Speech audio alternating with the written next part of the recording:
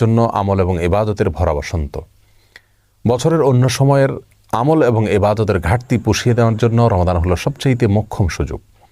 এই জন্য রমাদানকে সবচাইতে পরিকল্পিতভাবে এবং রুটিন মাফিক যদি আমরা কাটাতে পারি, তাহলে ইনশাআল্লাহ বিইذনিল্লাহ রমাদান আমাদের জন্য অর্থবহ হবে এবং আমাদের সারা বছরের ইবাদতের ঘাটতি পুষিয়ে নিতে সহায়ক হবে। আর সেজন্য আমরা আজ রমাদানের 24টা ঘন্টা কিভাবে কাটাবো সে প্রসঙ্গে একটি রুটিন প্রস্তাব করব ইনশাআল্লাহ বিইذনিল্লাহ। রমাদানের রুটিন প্রসঙ্গে সর্বপ্রথম যে সময় নিয়ে কথা বলবো তা হলো সাহরি খেতে ওঠা বা ভোর রাতের সময়টা।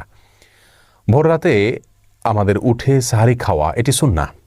কেউ যদি মধ্যরাতে অতিরিক্ত খান বা শুরু রাতে অতিরিক্ত খান এবং সাহরিতে তার খাবারের চাহিদা নাও থাকে, তারপরও সাহরি খাবার জন্য উঠা এটা সুন্নাহ এবং গুরুত্বপূর্ণ। কারণ রাসূল করিম সাল্লাল্লাহু আলাইহি ওয়াসাল্লাম বলেছেন, তাসাহহারু ফাইন্না ফিস সাহুরি বারাকাহ, তোমরা সাহরি খাও কারণ সাহরি খেলে তার মধ্যে বরকত রয়েছে, এই খাবারের ভিতরে বরকত রাখা হয়েছে। অল্প হলেও খাওয়া সুন্নাত,